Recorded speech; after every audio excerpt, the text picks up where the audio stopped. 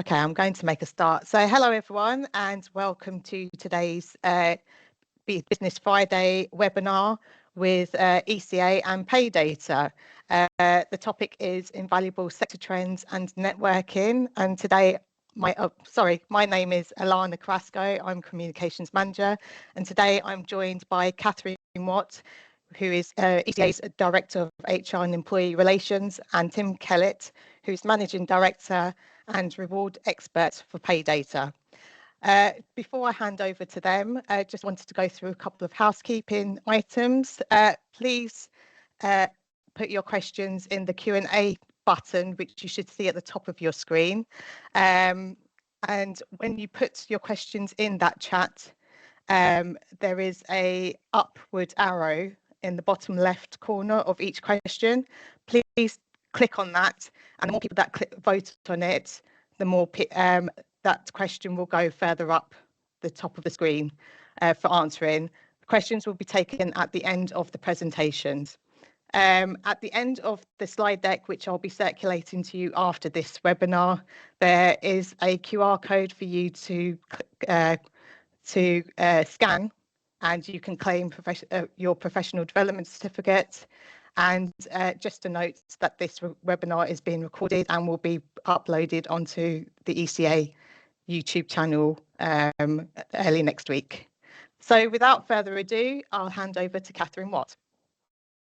Right, morning everyone, and welcome to the webinar. It's pretty miserable here. It's what I call webinar weather. So hopefully today we're going to take you through some really useful information on pay and conditions in the industry and help inform your decisions on your pay and reward strategy. This is the agenda for today. So we've just welcome and introduced. We're going to give you a current picture of the electrical workforce. It's really important that the information is contextualized so we understand what's happening in the industry at the moment so that pay and reward conditions can be tailored to the industry. I'm going to hand over to Tim, and Tim's going to take you through pay award trends and recruitment and retention trends. And then we're going to have 10 minutes for question and answer. And we've got a disclaimer at the bottom of that screen that you might know, lots of words. Really what we're encouraging you is that the information we're giving you today is one element of a pay and reward strategy. We're not here to sort of dictate or tell you what to do, but we feel that this is valuable information for you to consider and for you to make your own commercial decisions. So that's what we really want to sort of emphasize with that wording at the bottom of the slide there. Tim is an amazing guy. He's got loads of experience, 25-year experience in pay and rewards. He's got loads of information and data to share with us. But what's really great about Tim is that he gets the data and explains it in really practical ways so that we can understand what that data means and how we can use it really to empower our pay and reward decisions. So I know you're going to really like Tim, and Tim's going to take the majority of the webinar to talk you through his data sets. I work for ECA. I've worked for them for 4 years now, and I've worked with Tim for all of those years. This is our 7th pay and reward strategy that Tim will be doing for the organisation. It provides really useful information. So if you want to get involved in that, do let me know.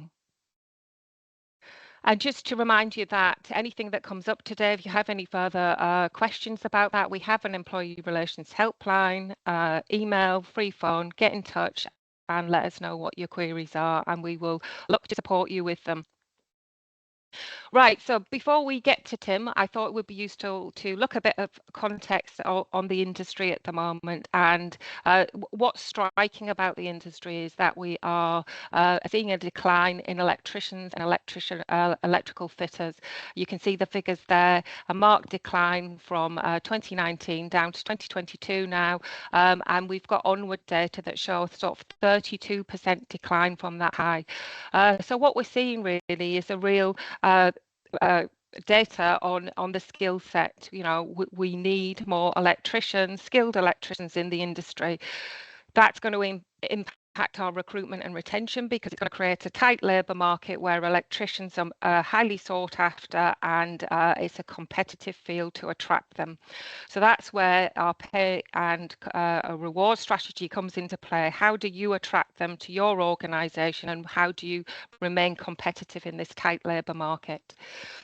What's driving this? Well, we are increasing our apprentice intake. Apprentices are the lifeblood of the industry, and there is an uptick, which is good news, 25% higher in 2023 and 2021 than the previous year. So this is good news. We are recruiting more apprentices, but we have had recent studies now from the JTL, a really useful study that says actually they've projected the workforce requirements based on government net zero targets, based on the industry needs to build the infrastructure that's been recommended by the Labour government, and we need an additional 5,000 recruits on top of the numbers that we are recruiting at the moment. You'll see the graph there is on the downward trajectory, and we need that to go upwards. It's a really interesting report. If you want to look at that further and get some more information from it, I've included the link on this slide. So the key information that I wanted to communicate was the need to recruit more apprentices into the industry, to bridge the skills gap and to reduce the tightness of the labour market. Having said that we are recruiting more apprentices, then one of the issues that we're facing is that there's a declining business confidence, and TESP, the Electrical Technical Skills Partnership, has just released a study at the end of May where they've looked into recruitment intentions for apprentices, and they've reported back a declining business confidence. Part of that is the statutory government apprentice rate, which it was increased 21% in 2024, 18% in 2025. This is inevitably going to impact. So if you're a GIB employer, you'll note that the industry apprentice rates were impacted by these statutory rates, and it's been difficult for industry rates to keep on top of the ever-increasing apprentice rate that the government is setting. We're unclear of the direction, but of where they're going to go, the apprentice rates, but we'll come to that. But this, the increasing rates, the impact of the budget, the national insurance contributions for employers, these have all had an impact on employers, so that the TESP report has said that actually, whilst we have seen an increase in apprentice recruitment, the forecast is that recruitment intentions over the next 12 months is predicted to 39% to decrease their intentions. So it's important to understand there are sort of economic and political factors impacting the apprentice recruitment that's needed so desperately in the industry, and that's impacting on our recruitment and retention. They also helpfully did a comparison. So in 2019, TESP did a return on investment for employers, which looked at the costs of apprentices versus charge out rates. And they did this over the 4-year apprentice recruitment apprentice period, and you'll see the charts in front of you for 2019 compared to 2025, and you'll see that there's been a marked decrease in the return on investment for an apprentice, although happily it is still a return on investment. But these are the factors that are impacting on the recruitment of apprentices into the industry. This is a quick look at the national minimum rate. Now, I know that in the industry we have a rate for electricians, and we don't tend to rely on the national minimum rate, but it has an ever increasing push on salaries upwards.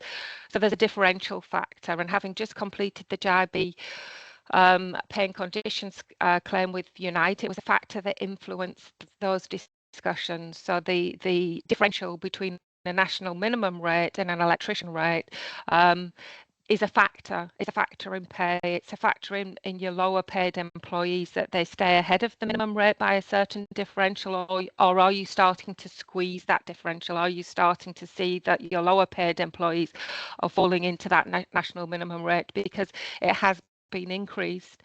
The Lower Pay Commission are the organisation that set the advice for the government on how to increase the rates, and they've been tasked by the Labour government to include cost of living in their recommendations. So you'll see the uptick in the chart there on the rates. The top rates are the voluntary rates, so they are the real living wage rates. They're voluntary, and they're set to different criteria than the national minimum rates set by the government. You'll see the grey line ends in 2023. So this was the old age range for 21 to 24.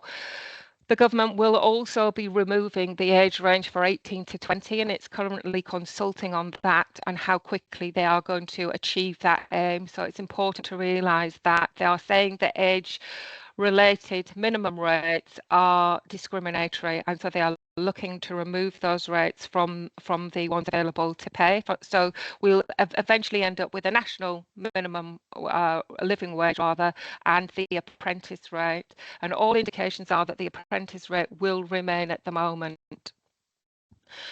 ECA are inputting into the consultation at the moment. We're going to use the TESP survey results and the information from JTL to inform the response from ECA. The Low Pay Commission consultation always gives a good indication of where the rates are going to fall. So you'll see on the slide there that they give a top rate, a low rate and a medium rate. And so if we take the central estimate, that would be a £12.65 rate for 2026. The Low Pay Commission have the criteria to retain that rate at 2/3 of median earnings. And the recommendations for the apprentice rates slightly more concerning in that they want to remove the 18 to 20 rate, and this is one of the graphs that they have in the consultation. They either do that by 2027 or 2029. And then there is talk that they're going to use the apprentice rate as a differential off the national living wage, which will substantially again increase the floor of that apprentice rate. They have been given guidance from the government to increase the apprentice rate as high as possible without impacting employability. And I think you'll agree from the slides that I've shared from you from the recent research that that point potentially is arising now, and we do need to alert the government to the fact that we think that this is starting to impact, and we would like that to be considered.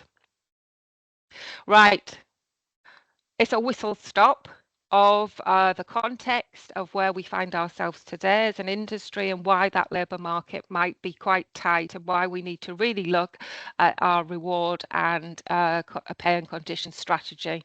So I hope that's useful context. I'm going to pass over to Tim now, and Tim's going to talk you through the data and strategies that you might wish to consider. Thank you, Tim. Thank you very much.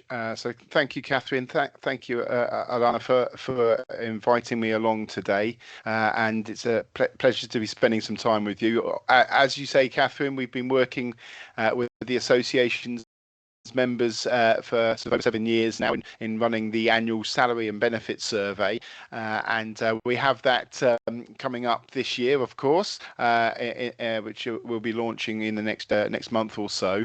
But ahead of that, I thought it'd be useful to talk about what's going on with pay and rewards and recruitment and retention, and they are often a key focus for people, and there's been a lot of volatility around pay awards in the last few years as well. So I'm just going to talk to you today about what we see both from ECA members, but also across our wider database. And we have an extensive market database.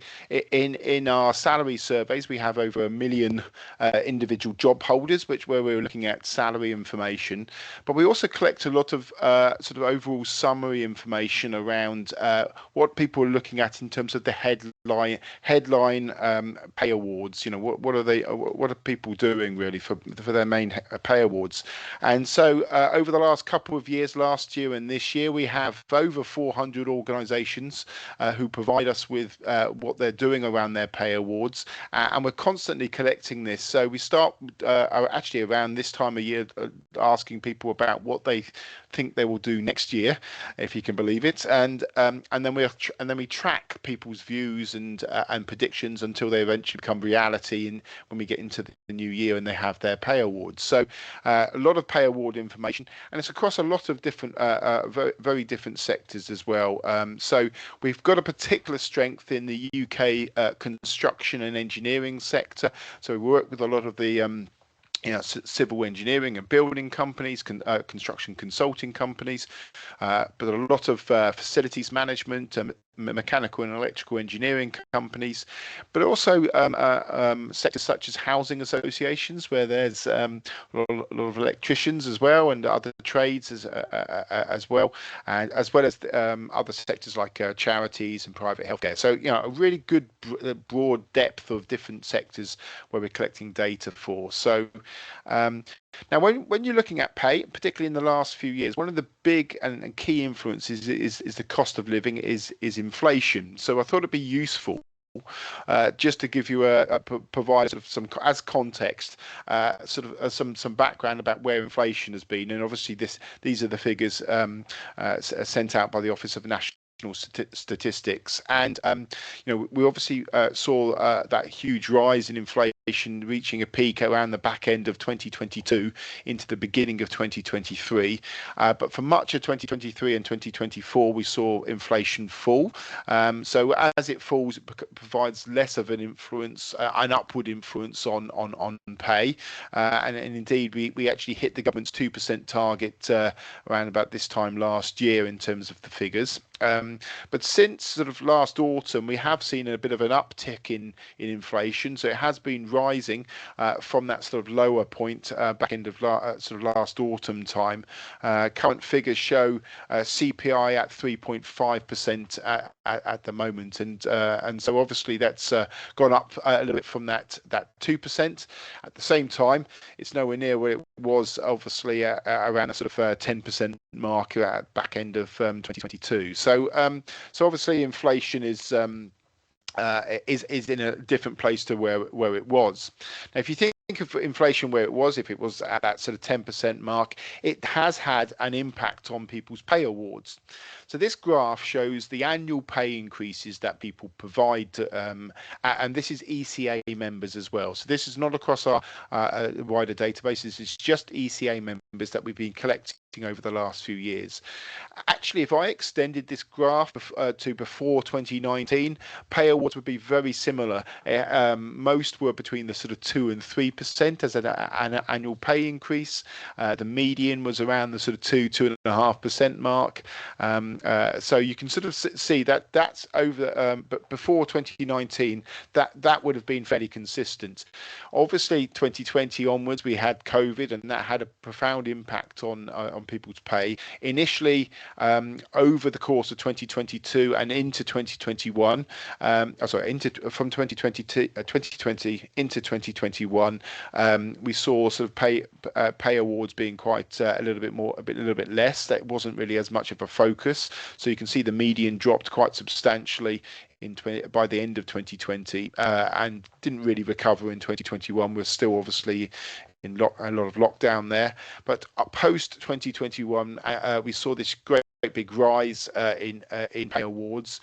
Obviously, a lot of that was driven by the opening up of the economy, but also inflation rising as well. So as I said, inflation sort of hit a high at the end of 2022, and you can sort of see this sort of rise in pay awards reaching a peak in 2023. So in 2023, the median pay award within the sector was 5%.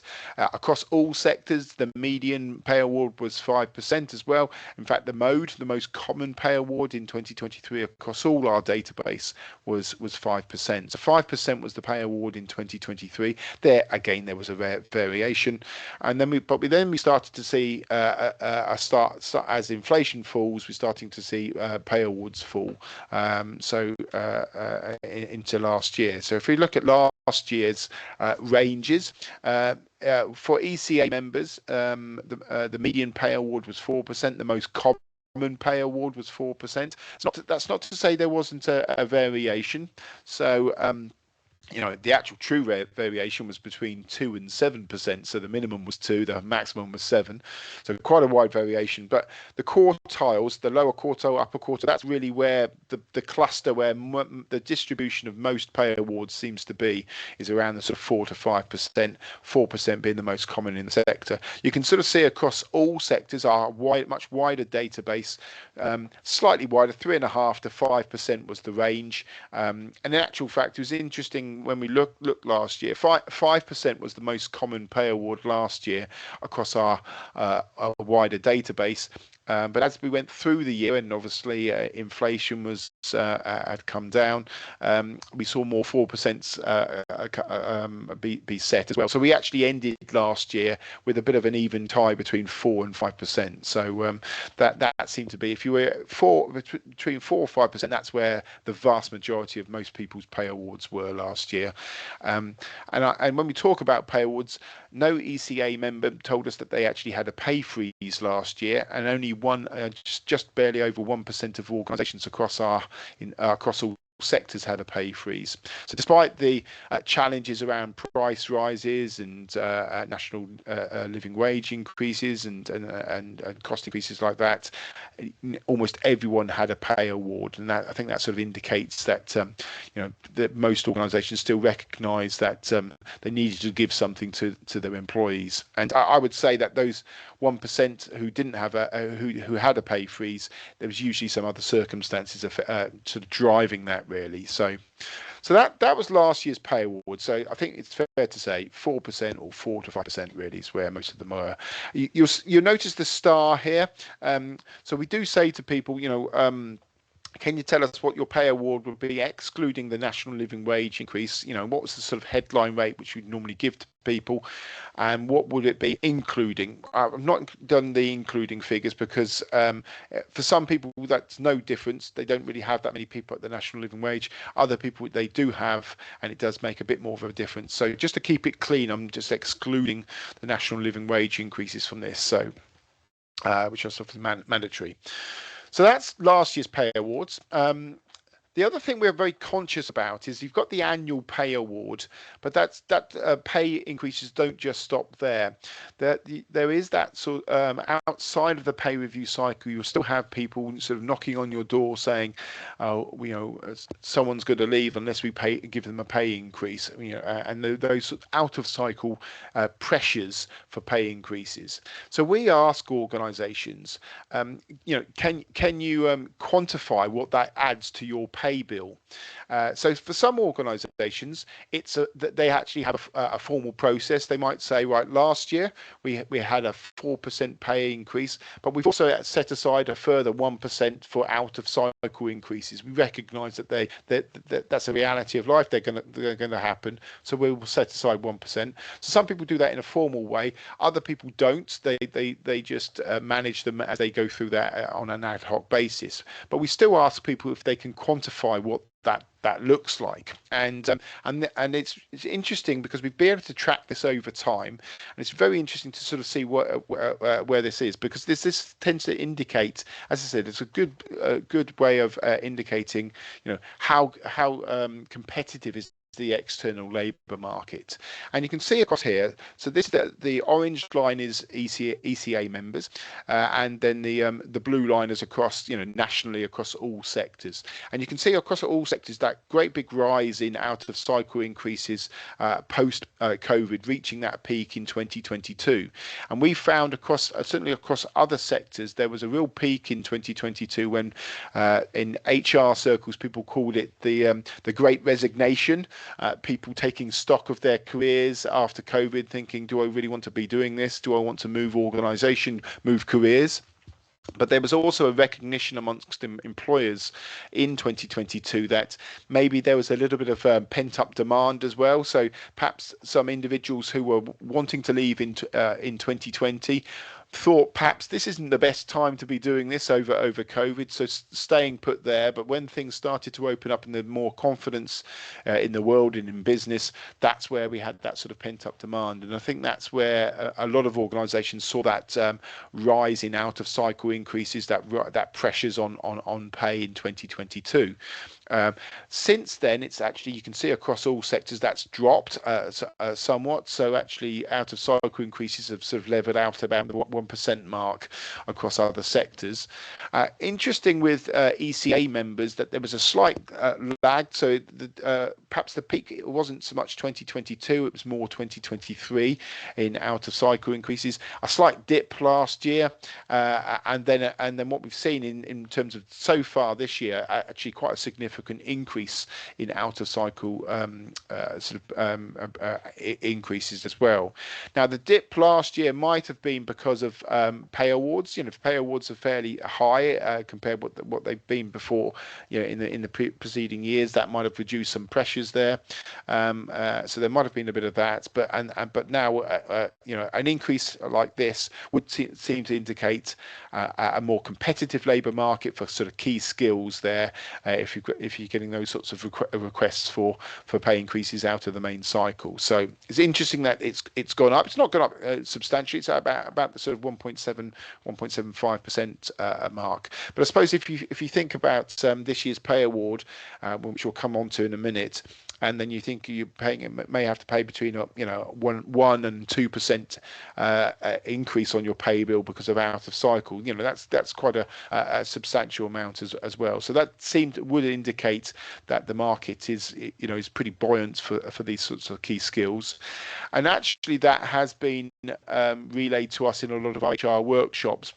I was at one yesterday actually with construction companies, and they too mentioned a lot of trades, and the electricians were mentioned in that as sort of a pressure point for pay as well. So I think that sort of shows the labour market. So I'm going to come on to now this year's annual pay awards, which we've been collecting since last year. If we think about inflation first of all, and bring that into context, where's inflation going? Now you can see that great big peak, that rise in inflation over 2022 and 23 there. So this historic increase in inflation.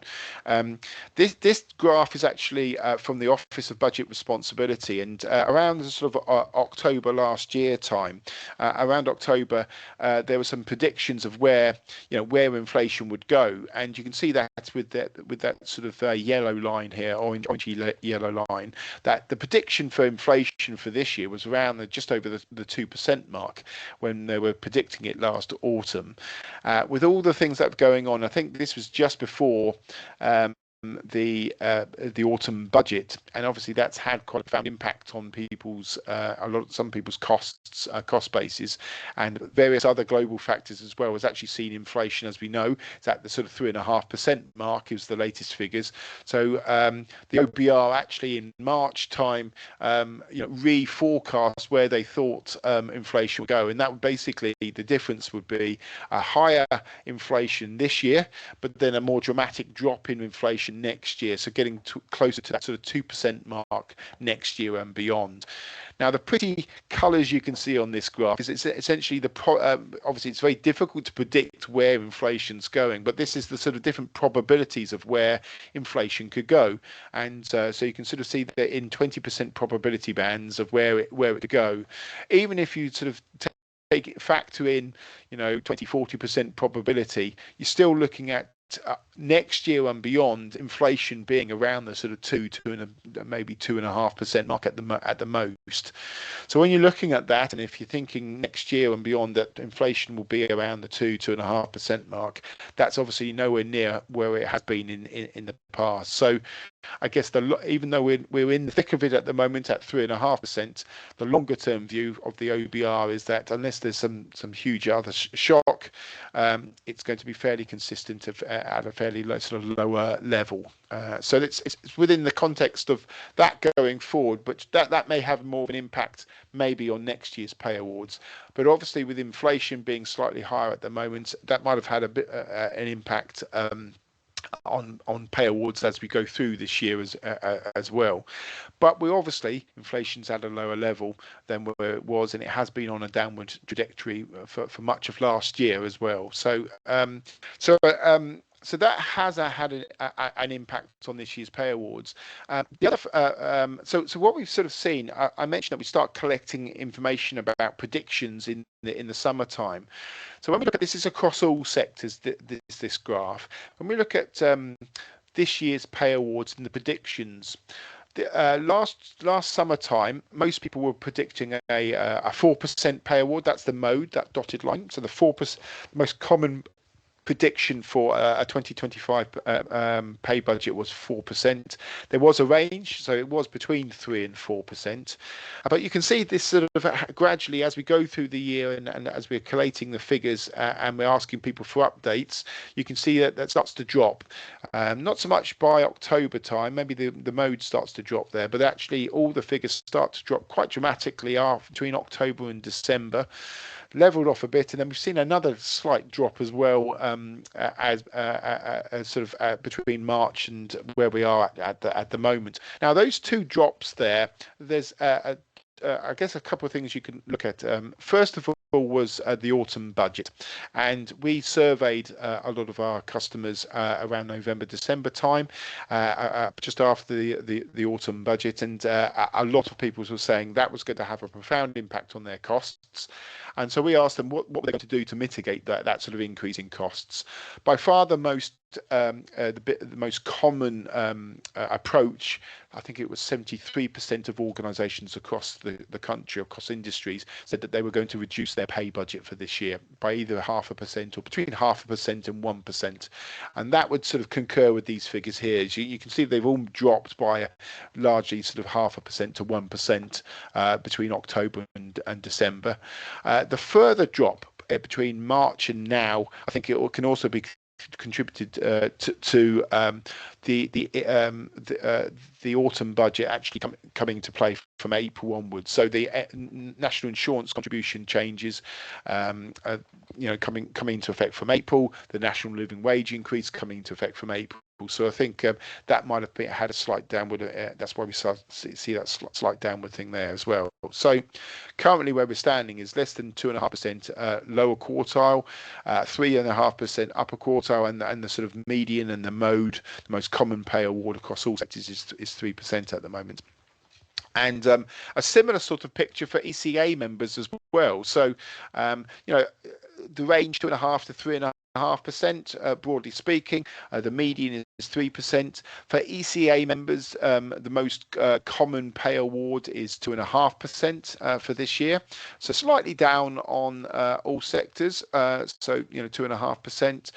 The most common across our database is 3%. So that's down from last year. So if you remember, I said last year most common pay award was 4 or 5%. For ECA members, just 4%. So that's come down. We actually have one ECA member who said that they are freezing pay this year.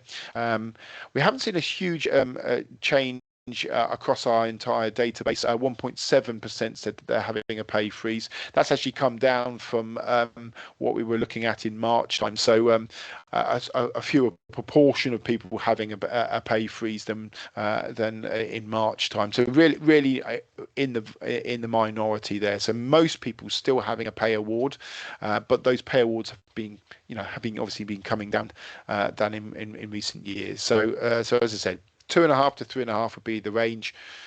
2.5 or 3% seems to be the most common. So, okay. So if you've got that, then the question is, what are you going to do with that? How are you going to distribute that pay award as well? And we ask organisations if they can do that. And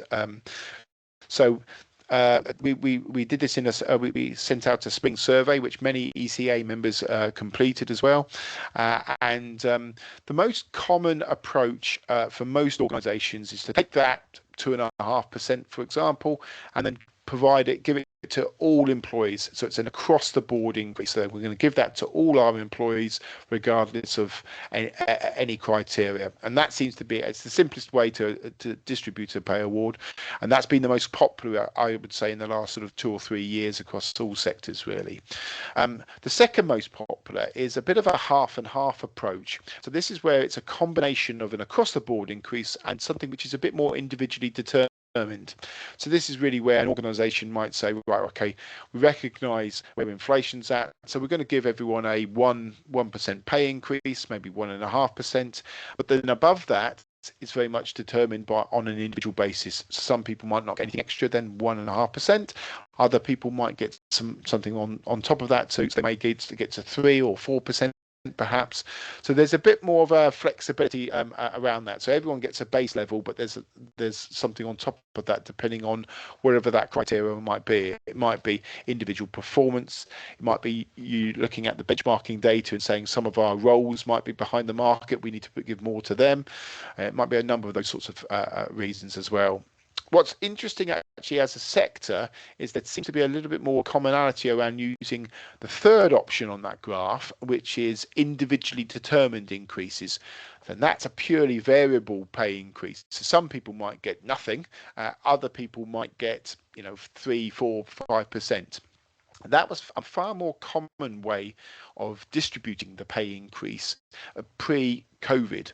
So when I said most people's pay awards pre-2020 were around the sort of 2% mark, that's not a huge increase to give. So a lot of organisations were saying, okay, we really have to make sure we got that 2% pot. We have to make best use of that, best value, and so we want to give some people maybe nothing. Some other people might get 4% or it all adds up to a 2% increase in the pay bill. We've not really seen that at all since 2020. It's been really in the minority, and you can see the blue line there, all sectors, barely over 10% of organisations doing that at the moment. Slightly more in this sector, 1 in 5 are doing that individually determined increase. So we've not seen across our entire data, which are across all sectors, we've not seen that increase at all.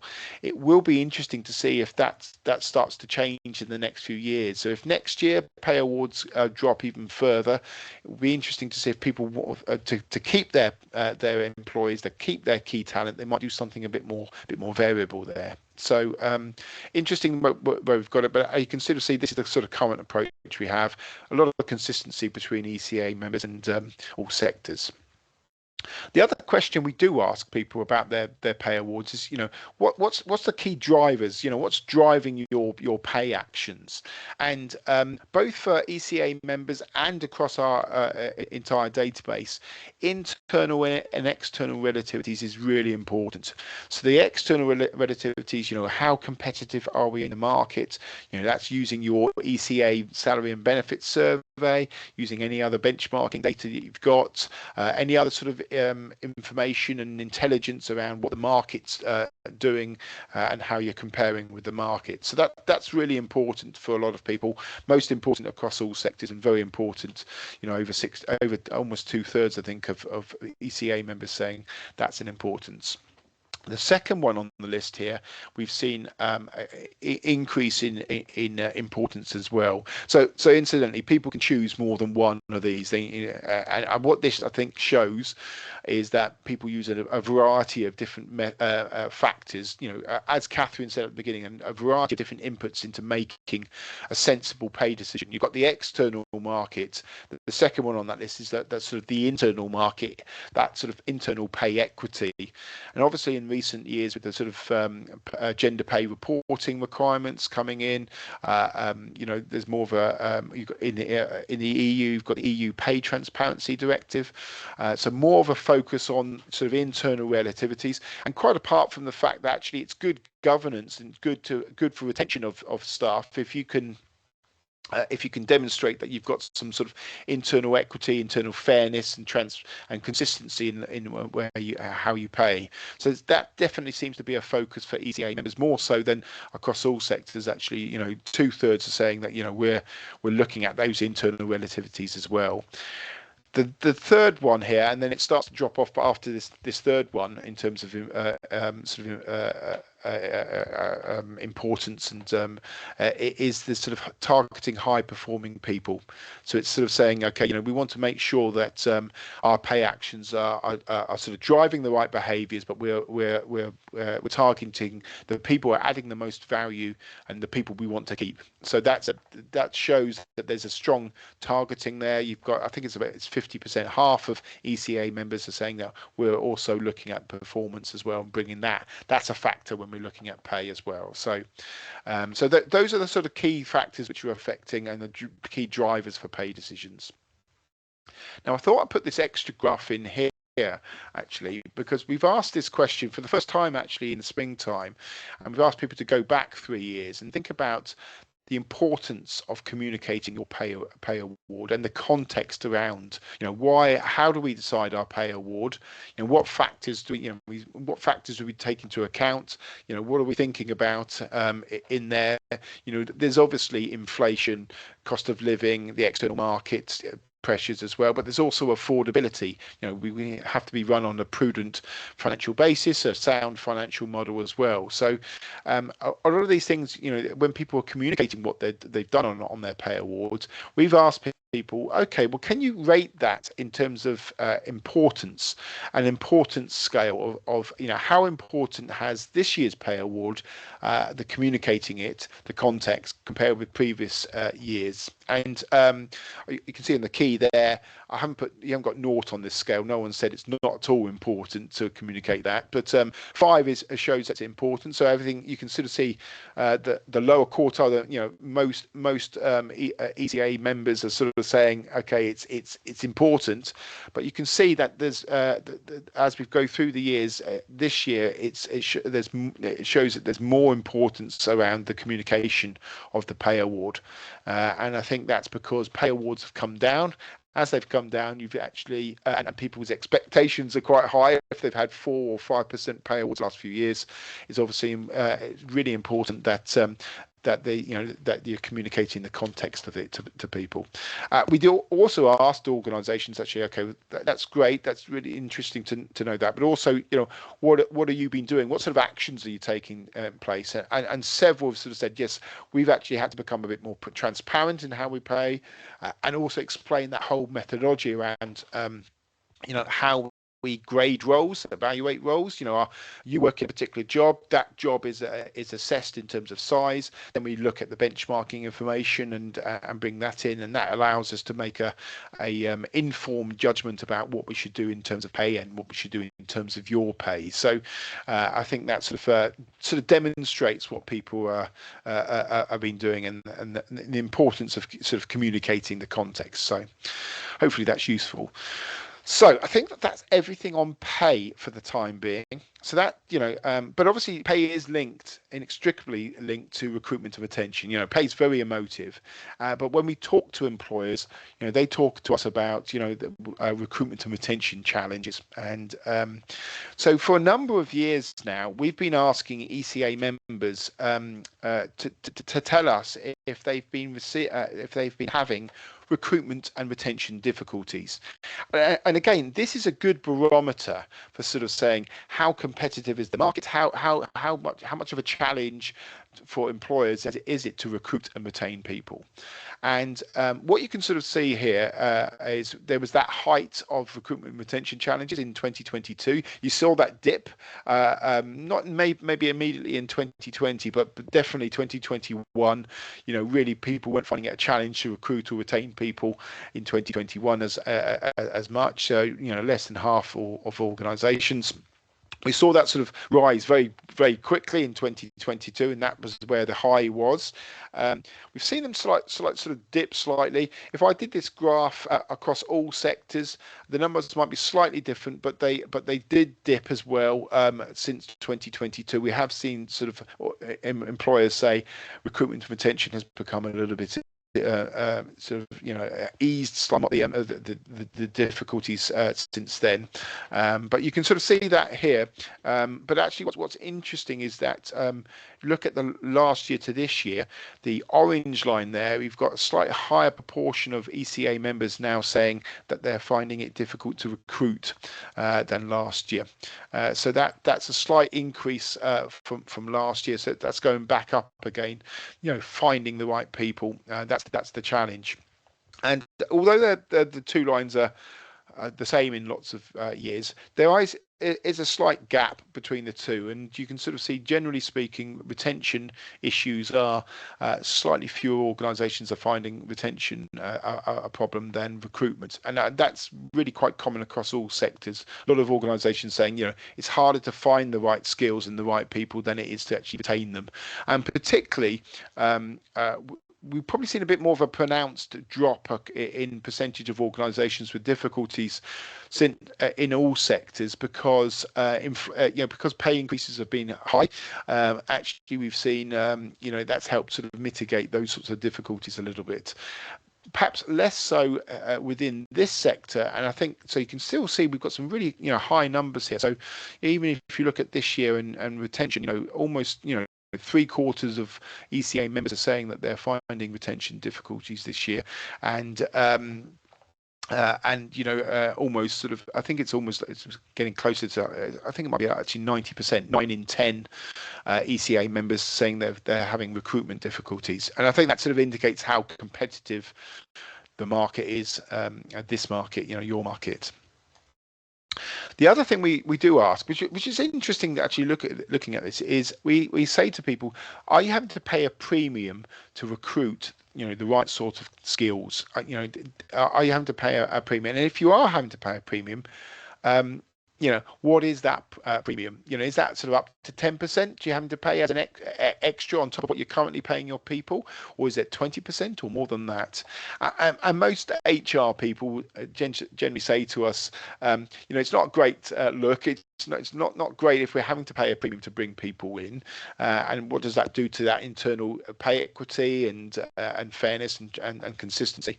But sometimes needs must, and I think this is a good indicator of just how competitive the market, because sometimes if it's a very competitive market, as you can see in 2021, 2022, you can see there's real clamour for skills there. That orange part of the graph shows that you can see 80% of ECA members were saying that they were having to pay a premium of up to 20% to recruit the right sort of calibre of staff there. So you can see that was really where the focus was in 2022.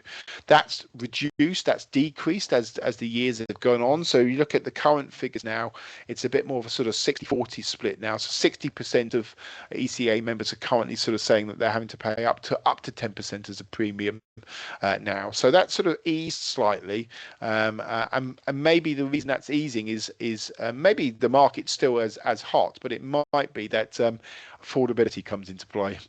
Back to that sort of what I was saying about the national living wage increases, the national insurance contributions changes.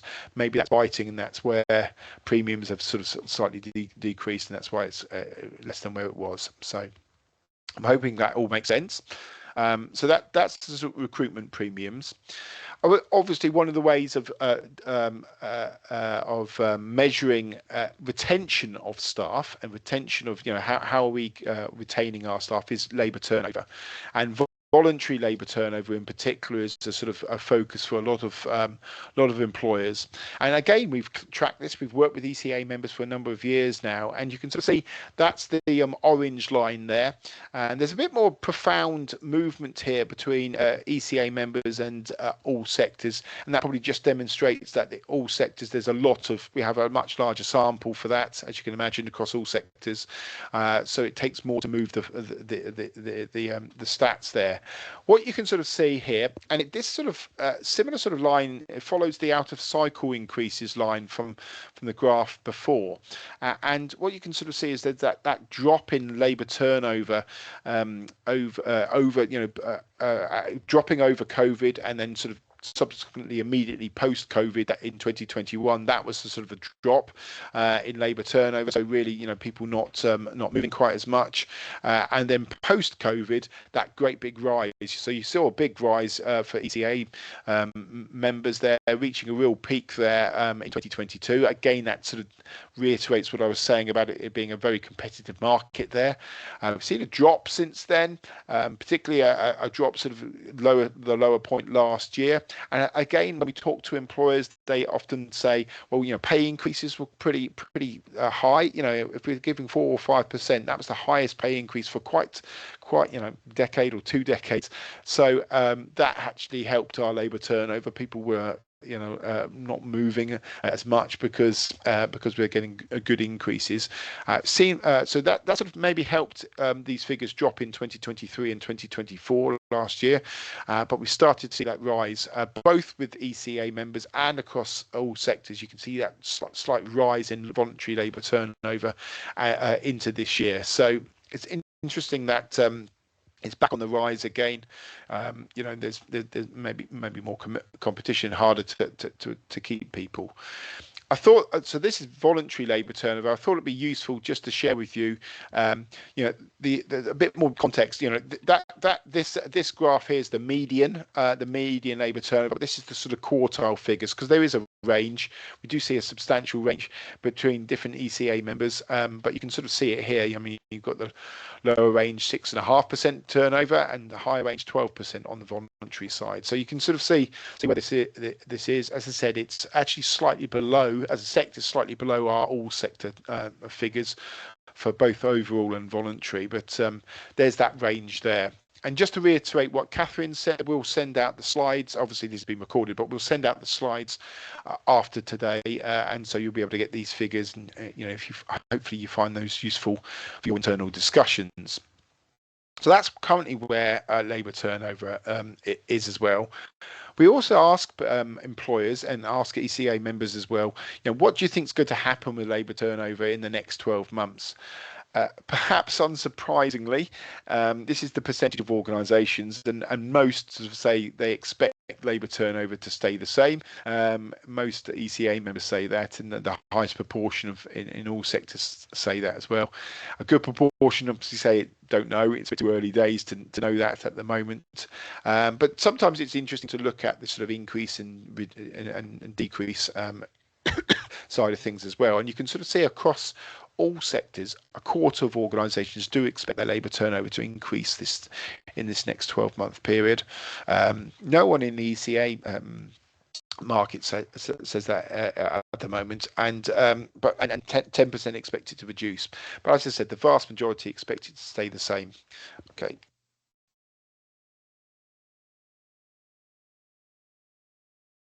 Right. Right. Okay. So that's labour turnover.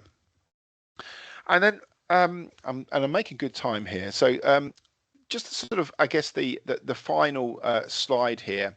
I thought this would be really useful. So we host HR workshops in lots of different industry sectors, and we do and over the spring HR workshops that we've held, we've asked employers, okay, recruitment and retention, there are some issues there. If you're finding labour turnover is going up as well, as an organisation, what are you doing to try and minimise people leaving, so maximise retention, and also help you find the right people you need to be a success as well. So what the right key talent. And organisations, just anecdotally, obviously they can pay more in terms of a pay increase and things, but actually, what are the sort of methods and approaches? And I thought this would be very useful for yourselves to sort of hear what other people are doing. So the first thing here is not just focusing on base pay, and obviously that is a focus for a lot of people. You have to pay the bills, so pay is important. Indeed, bonus is important as well. But actually, increasingly in the last few years, employers and employees have been focusing more on the sort of overall reward package, the whole piece, and so that it's not just base pay and bonus. It's also, what's the sort of holidays? Can you buy and sell holidays? What's the pension like? Have you got a good pension? Are the contributions good as well? Do you offer some sort of private medical insurance or health checks of some kind? These are all sort of pretty popular ones in there. Are there sort of any discounts and high street products? Things like that. Obviously, cars. If you've got, depending on the role, what do you do on the car side as well? And so there's been more of a focus on total rewards. What's the whole package? Because it also helps tick the box of you've got different different employees at different stages in their careers will have a different focus.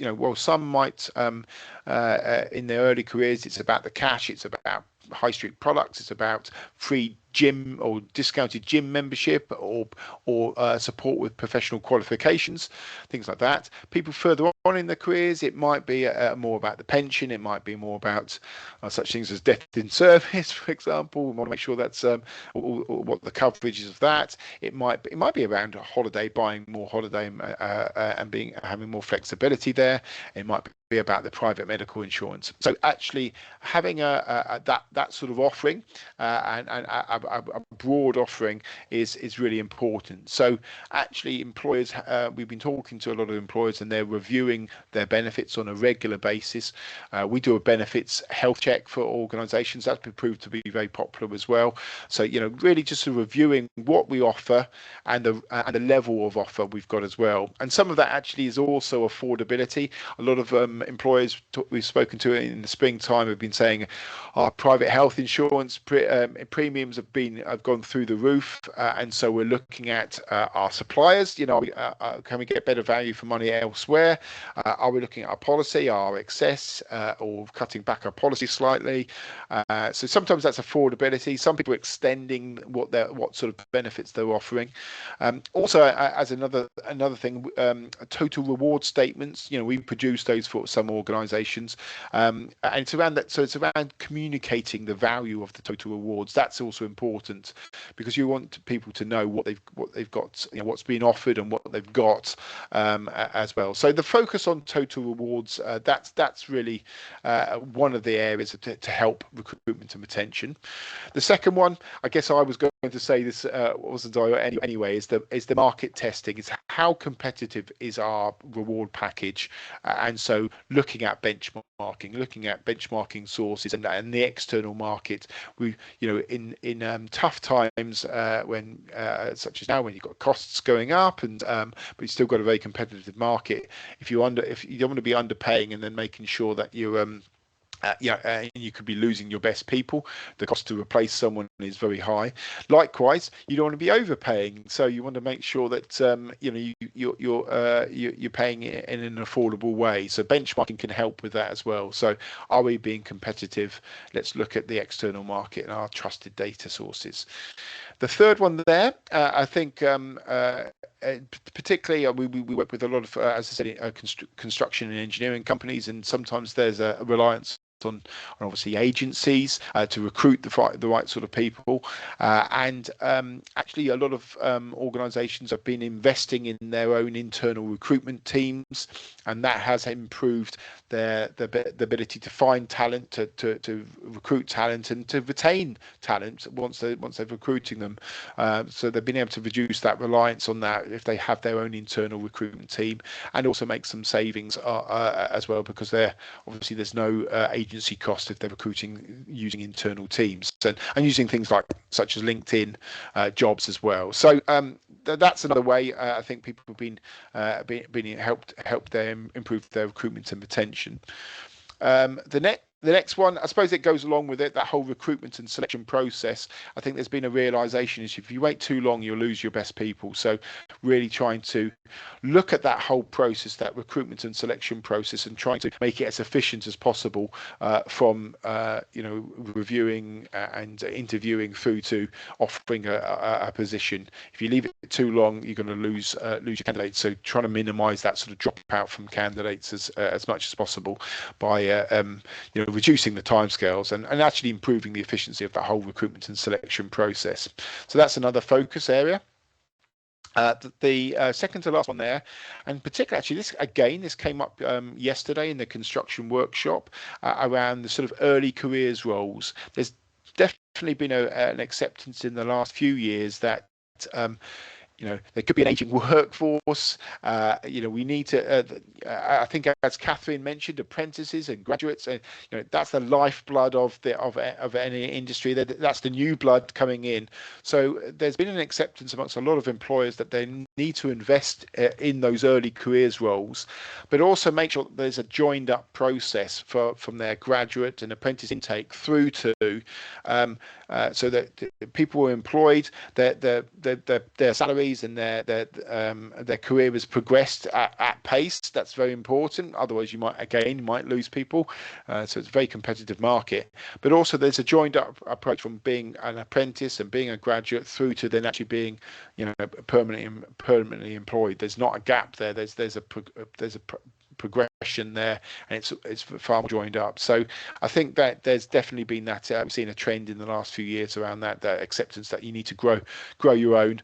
And I think actually a number of employers have sort of said there is an acceptance that you're going to get some dropout from that. If you invest in that, they're not all going to stay with you. You're going to get some of them are going to get poached, and you have to do your best to make sure that you minimize that as possible. But there is almost an acceptance that it's going to be a little bit of that. But as an industry, as an employer, you need to bring that sort of early careers in as well. And this last one, actually, it's really interesting, particularly in the sort of in reward circles around pay structure. That focus for being more transparent around pay and around pay and careers. That's a really big one in terms of retaining people and recruiting people as well. If you demonstrate that pay is set fairly and in a consistent way, and that there's a plan of action for people for their careers in terms of where their career's going and where their pay's going. And a lot of organizations, the way to do that is by creating a pay structure using pay scales. So they don't have to be spot rates. They can be, you can have a pay range there. So line managers have got some scope to make some different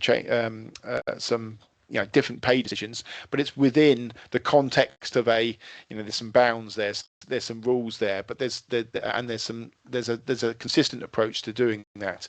Now we've seen an uptick in terms of things like job evaluation, job grading, because you need some sort of structure there, whether that's job grading or whether that's something a bit more like a job framework. But we've seen an uptick in people wanting to put some more rigor around this, more structure, looking at the pay. So when you're looking at putting pay structuring, you're looking at the benchmark data, but you're looking at what you're paying as well, and putting that all into the mix along with obviously affordability. So when you're creating a pay structure, it doesn't necessarily mean that everyone's going to get paid 10% more. You still got to do that within a sort of sound financial structure as well. So definitely an acceptance that we need to have some sort of pay progression, pay structure there as well. So those, there's lots of different initiatives, lots of other things as well, but these are the sort of key things, the key themes that have coming up in our HR workshops and from other employers in other sectors. So thank you very much for your time. If you stayed this long and stayed with me, I hope you found that useful. As I said, we'll send out the slides, so that obviously a recording of this. I'd be happy to answer your questions. I'll sort of hand over now to Alana to sort of have you had I don't know if you've had any questions at all. First of all, just want to say thank you, Tim, for that really insightful presentation. That was really useful. So we do have a few questions, but I just want to remind our viewers, please do add your questions to the Q&A button, which you should find at the top of your screen. So first question is actually from myself, Tim. Just responding to your last slide, I was just wondering if there's anything you can share in terms of any innovative strategies that you may have come across from companies in terms of their recruitment and retention. Let's see, innovative strategies. Well, I mean, I think most people. It's actually the last bullet point there. Most organisations where I feel like they've innovated is where they can demonstrate that there's a plan, and there's a structure. So some of this goes back to actually having like a reward strategy, a strategy in place with. So how do we what's our positioning on base pay? Are we median pay or somewhere above or below? What do we do around variable pay and that? What about benefits? How do we manage performance?